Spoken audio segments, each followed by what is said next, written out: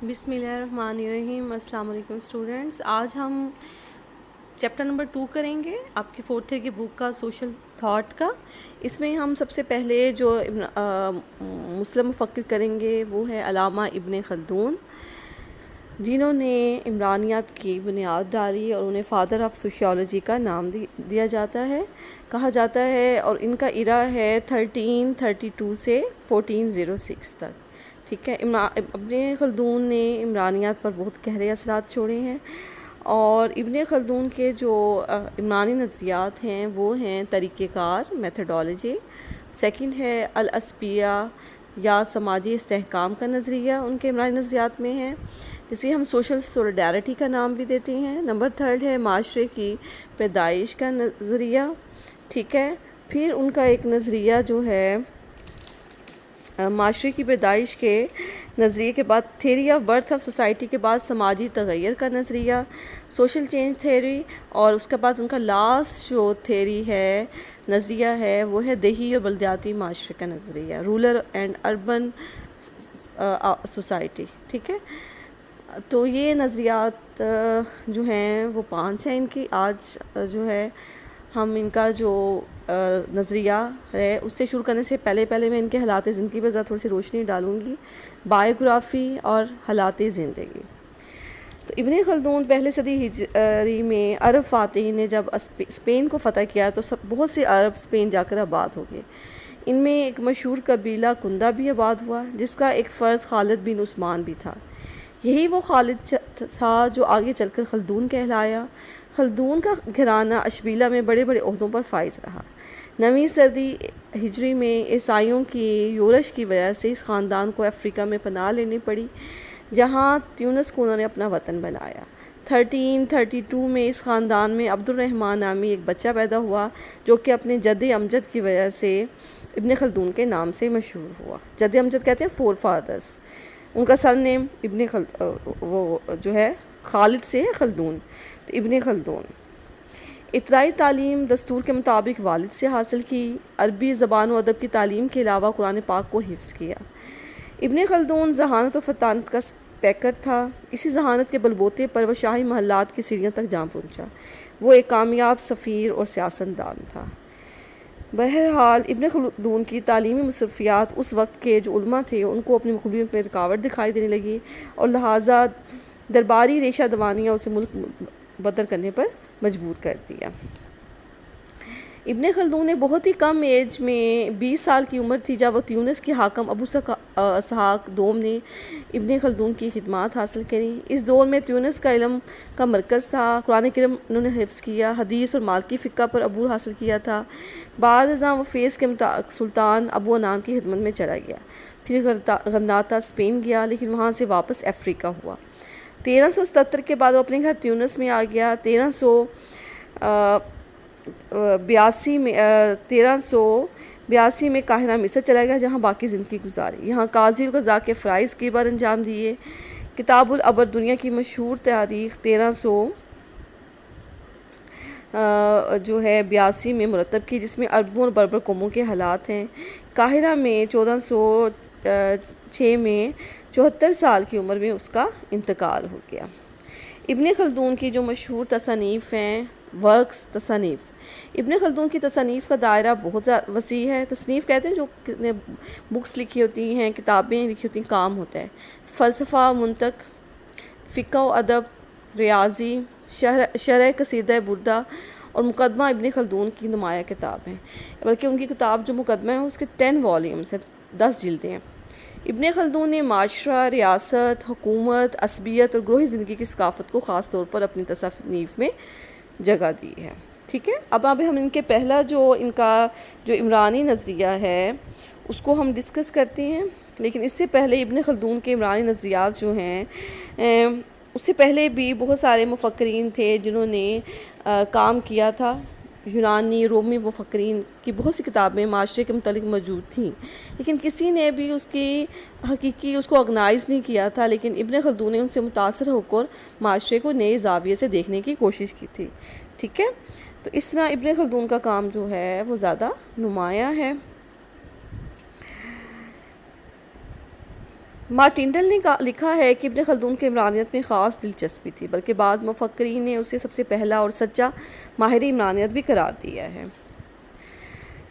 آج کی دنیا ابن خلدون کو عمرانیت کا بانی کہتی ہے، لیکن تاریخی حقائق بتاتی ہیں کہ نہ کامٹ عمرانیت کا بانی تھا نہ خلدون، بلکہ بہت دنوں پہلے بہت سے مسلمان مفکرین نے عمرانی فکر کی بنیاد ڈالی تھی، جس کو سائنسی انداز میں ڈھالنا ابن خلدون کا کام تھا۔ یہ حقیقت ہے کہ ابتدائی دور کے مسلمان مفکرین جن میں الکندی ہے، الفارابی ہیں، امام غزالی ہیں، ابن سینا ہیں، ابن رشد ہیں، ابن عربی ہیں، ابن ربیع ہیں، اور بھی بہت ساری جنہوں شامل جنہوں نے ابن خلدون سے پہلے عمرانی فکر پر اپنے اثرات چھوڑے تھے، لیکن ان سب کے خیالات کو جمع کر کے انہیں سائنسی انداز میں پیش کرنا، انہیں آرگنائز کرنا ابن خلدون کا کام تھا۔ اس کا نام انہوں نے علم العمران رکھا تھا۔ عمران کہتے ہیں آبادی کے علم کو، اس لحاظ سے ابن خلدون ہی عمرانیت کا اصل بانی ہے۔ کامٹ نے اس کے بعد ابن خلدون کے بعد جو ہے عمرانیات ایک معاشرے کے علم کی بنیاد رکھی تھی۔ تو 19ویں صدی کے صنعتی انقلاب سے پیدا ہونے والے معاشرتی مسائل حالات سے متاثر ہو کر نئے علم کی بنیاد کامٹ نے رکھی۔ اس نے فرانس کے معاشرتی حالات کو سمجھنے کے لیے ایسے علم کی ضرورت محسوس کی جو حالات کی وضاحت کے ساتھ ساتھ مسائل کا حل بھی پیش کرے، تو اس پر عمرانیات سوشیالوجی وجود میں آئی۔ تو ابن خلدون کی عمرانیات وسطی دور کے معاشرتی حالات مسائل کو بیان کرتی ہے، اور ابن خلدون اپنے دور میں عمرانیت کا بانی تھا، اور کامٹ جدید دور 19ویں صدی کے حالات و واقعات کو وضاحت کرتی ہیں، اس لیے الگ الگ بانی کہلائے۔ چونکہ کامٹ اور اس کے بعد کے آنے والے مفکرین کے نظریات ابن خلدون کے نظریات سے ملتے جلتے ہیں، تو ابن خلدون کے نظریات جدید عمرانی علوم میں شامل ہیں، اس لیے ہم کہہ سکتے ہیں کہ اصل بانی ابن خلدون ہی ہیں۔ عمرانیت کا بانی ابن خلدون تھا۔ اب ان کے جو عمرانی افکار ہیں اس میں سے ہم پہلا ڈسکس کر رہے ہیں طریقہ کار، میتھڈولوجی۔ ابن خلدون کے طریقہ کار کے بارے میں ہارون خان شیروانی نے کیا بیان کیا ہے، اس کا خلاصہ یہ ہے کہ اس نے اس دور کے مسلمان معاشروں کو دیکھا، ابن خلدون نے سب کی معاشرتی اور سیاسی زندگی ایک دوسرے سے مختلف کی، ان کا سیاسی اتار چڑھاؤ مختلف تھا، اس نے معاشرتی زندگی میں مقابلہ پیش نہیں کیا، مقابلہ حقائق و مباد کے ساتھ اپنے بیان کو قوی بنایا ہے۔ اس طرح ارسطو جو تھا ابن خلدون سے آگے نکل گیا، وہ تاریخ کو حقائق کا مجموعہ قرار نہیں دیتا بلکہ حقائق اور واقعات میں ربط پایا جاتا ہے، اسے بھی تلاش کرتا ہے، اور ریاستوں کا جو رائز اینڈ فال جو واقعات پیش آتی ہیں اس کو بھی جو ہے ابن خلدون مطالعہ کرتا ہے اور ایک نئی سائنس وجود میں آتی ہے۔ اس طرح واقعات کا مطالعہ سائنسی ہو جاتا ہے۔ تو تاریخ کے اس مطالعہ کو اس نے اپنی مشہور کتاب مقدمہ میں بیان کیا، سیاسی و سماجی فلسفہ پر یہ اہم کارنامہ ہے۔ تو جدید عمرانیت میں تجرباتی طریقہ کار کو دیگر تمام طریقوں پر اعلیٰ سمجھا جاتا ہے۔ انالیسس میتھڈ یا تجزیاتی طریقہ کار خاص سائنسی طریقہ کار ہے، تو اس میں منطق کا استقرائی اصول استعمال ہوتا ہے۔ اب اس میں جو ورڈ یوز کیا ہے وہ ہے استقرائی، جس کو ہم انگلش میں بولتے ہیں deduction, reasoning from general to specific conclusion, ٹھیک ہے۔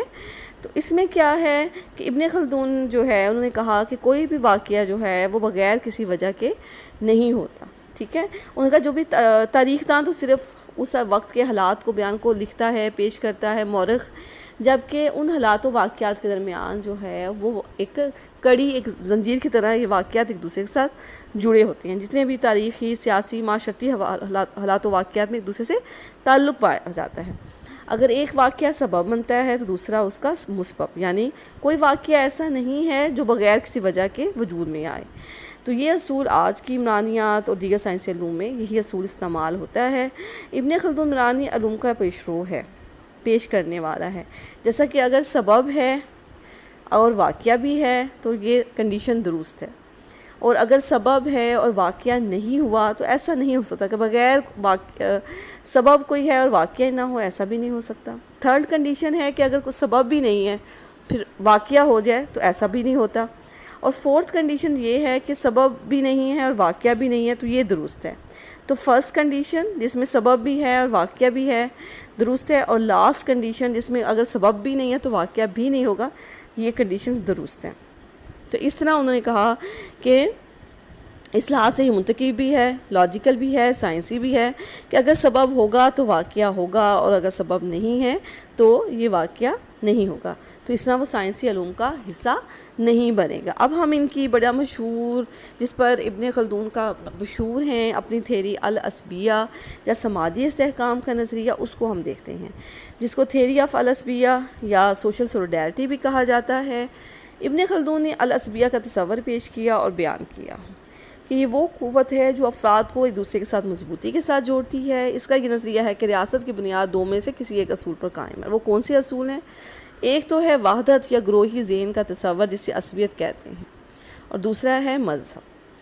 ٹھیک ہے، تو وحدت یا ذہنی گروہ کیا ہے کہ جو ایک ہی کوئی ریاست ہے یا وہاں کے جو قبیلہ ہے جو لوگ ہیں، وہ آپس میں ان میں جو ہے وہ باہمی اتحاد پایا جاتا ہے، حسن سلوک پایا جاتا ہے، یونٹی اتحاد پایا جاتا ہے، تو اس وجہ سے عصبیت وجود میں آتی ہے۔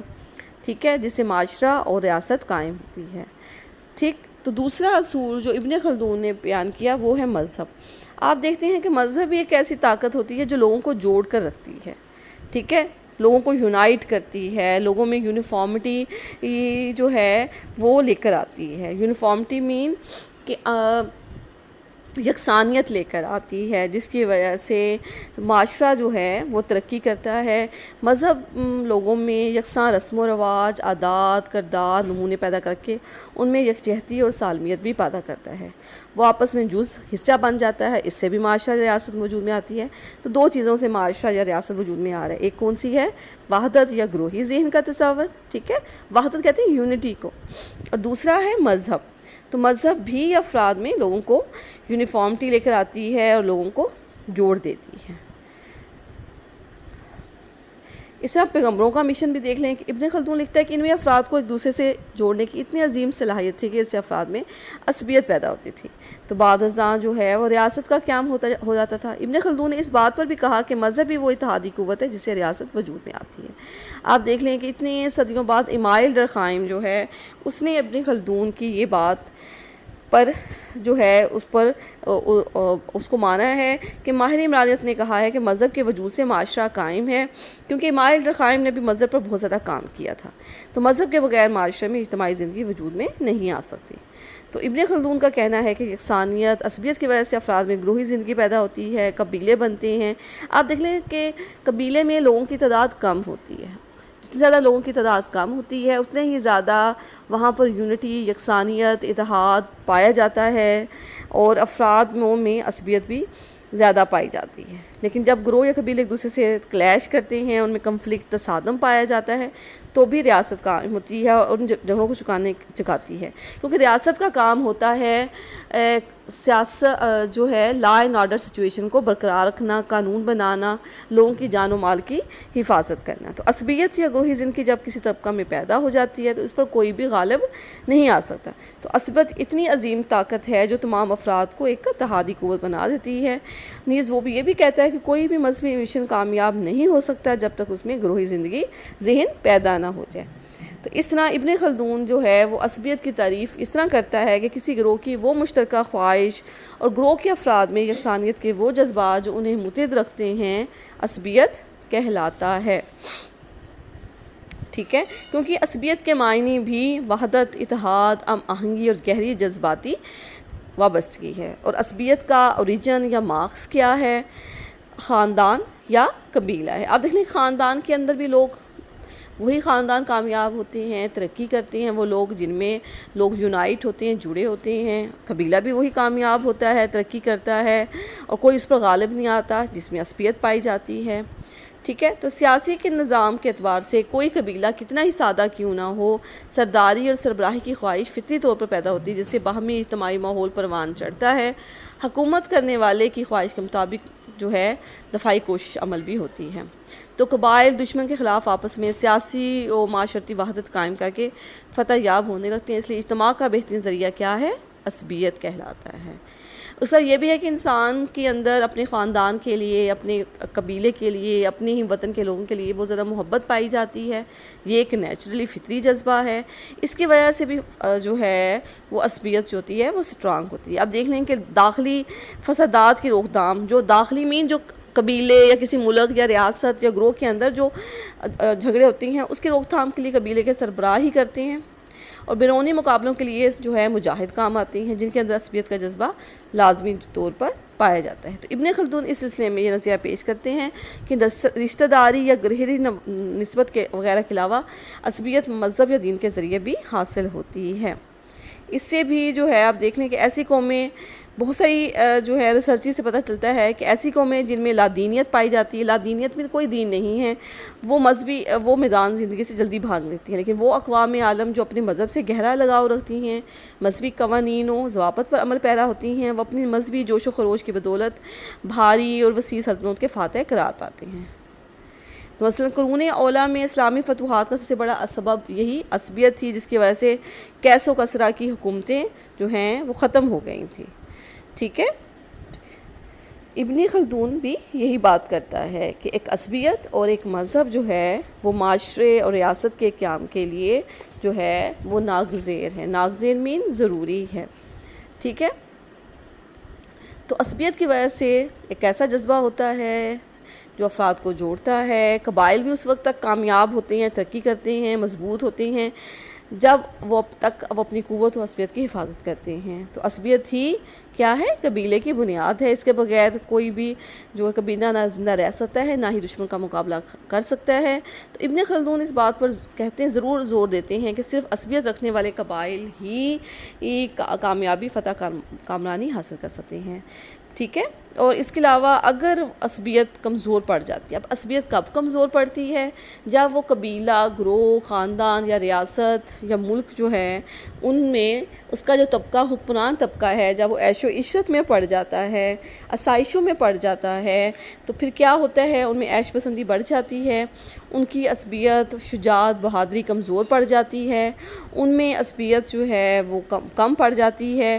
تو اس وقت جو ان کے مخالف قوتیں ہوتی ہیں، مخالف گروہ ہے، کوئی ریاست ہے، ملک ہے یا کوئی بھی قبیلہ ہے، تو وہ آسانی سے ان پر ٹیک اوور کر لیتا ہے، ان پر غالب آ جاتا ہے، جس کی وجہ سے وہ معاشرہ جو ہے وہ زوال پذیر ہو جاتا ہے۔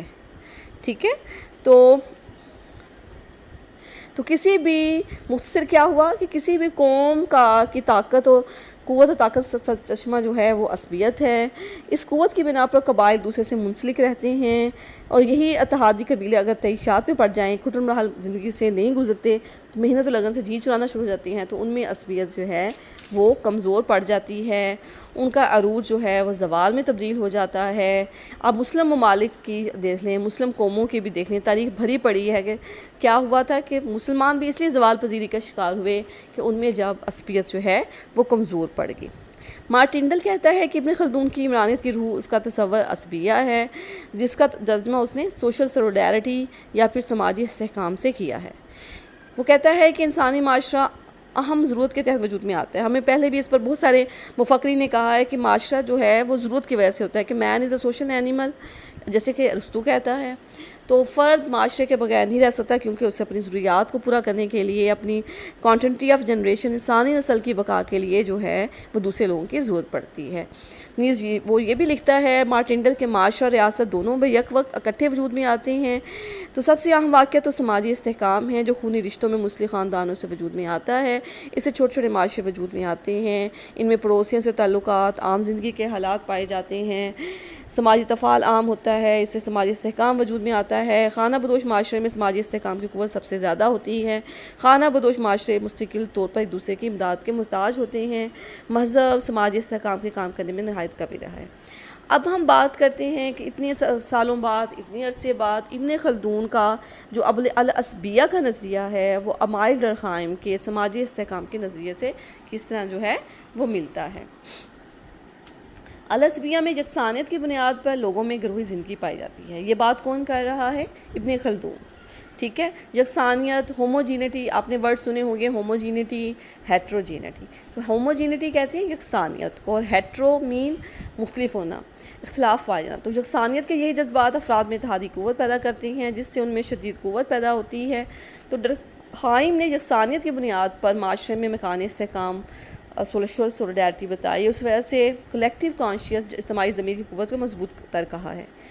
اور یہ جو اجتماعی ضمیر ہے، کلیکٹیو کانشیس، وہ متوسط مڈل کلاس کے عقائد و جذبات ہیں جو معاشرے میں قائم ہوتے ہیں۔ ڈرخائم نے نئی یکسانیت کے بنیاد پر معاشرے میں مکانی استحکام والا بات ہے۔ ہم نے ڈرخائم کو آگے جا کر ہم پڑھیں گے۔ تو اس نظریے میں ابن خلدون ڈرخائم سے بھی 400 سال آگے ہے، اور غالباً اسی وجہ سے ابن خلدون کو عمرانیت کا بانی کہا جاتا ہے، کیونکہ ابن خلدون نے یہ والی بات 400 سال پہلے کہہ دی تھی، جو اتنے سالوں بعد امائل ڈرخائم نے بھی کی۔ اب ہم بات کرتے ہیں العصبیہ اور سوشل چینج۔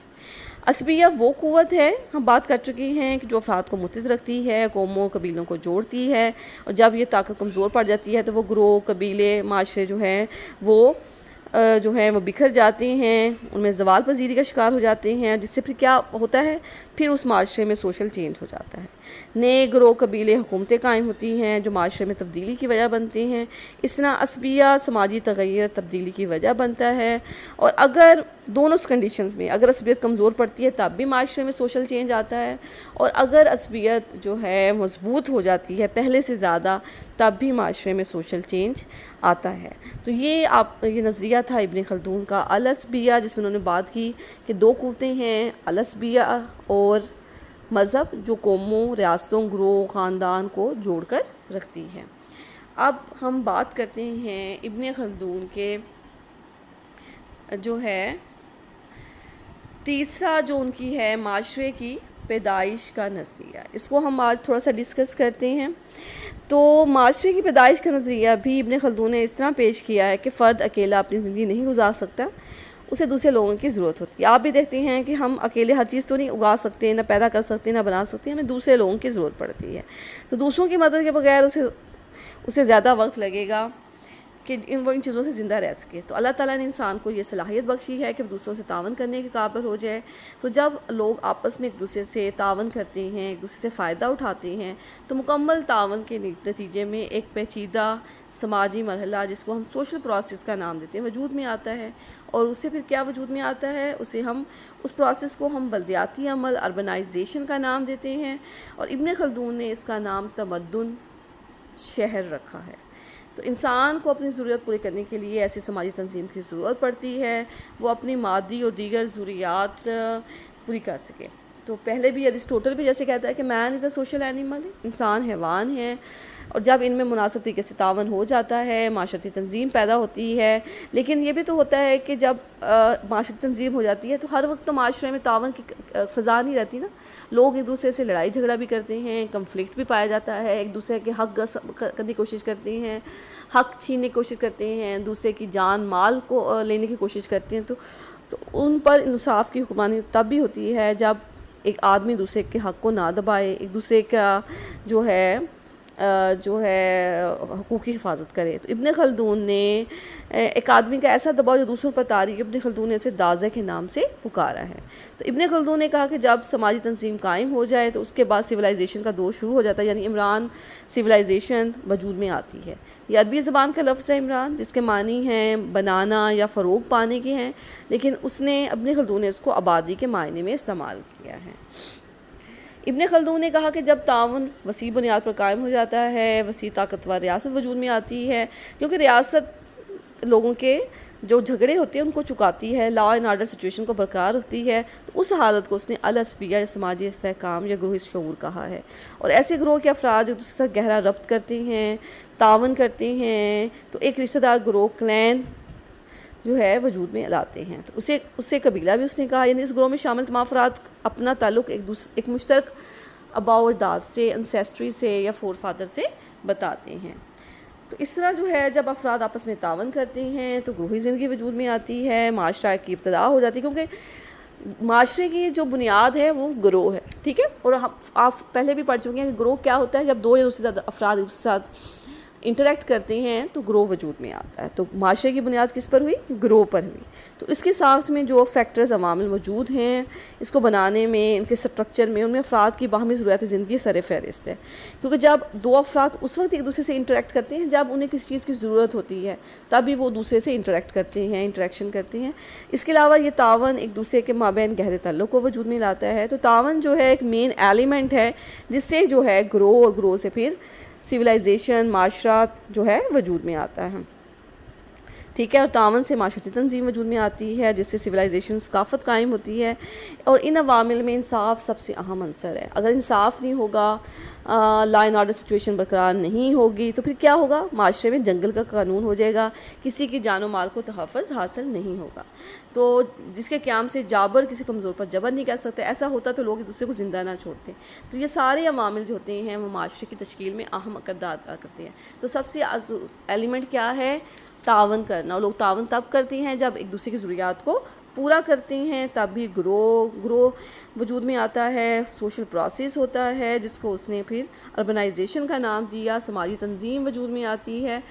جب سماجی تنظیم قائم ہو جاتی ہے، اس کو میں دوبارہ سے اپنے ٹاپک کو رپیٹ کر رہی ہوں، سویلائزیشن وجود میں آتی ہے، اور جب سویلائزیشن وجود میں آ جاتی ہے تو پھر کیا ہوتا ہے کہ لوگوں کے جھگڑوں کو چھپانے کے لیے پھر انصاف کا قائم ہونا ضروری ہے، ٹھیک ہے، تو تاکہ لوگوں کوئی کسی کا حق جو ہے غصب نہ کر سکے۔